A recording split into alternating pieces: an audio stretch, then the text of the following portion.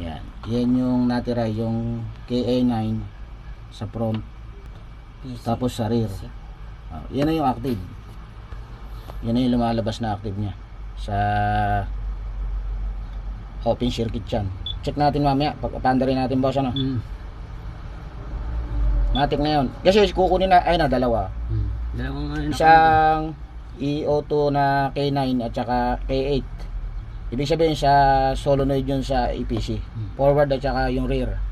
Doon sa may bomba yung boss. Yung dalawa na yan. Mawawala lang yan pagka naayos natin yan. Titingnan natin yung kuryente at saka yung solenoid kung alin ang may problema. Yung harness ba o yung mismo solenoid na baka nag-ano na siya, nag high resistant na o nag low resistant na. Ganun lang yan.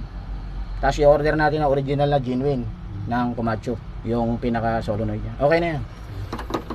Kahit ano na yan, kahit hindi pa anda rin yan, i-check, sususi lang to, kukunan lang yung kuryente ng supply. Tapos yung ano niya, yung solenoid. Kasi alam na yung sira.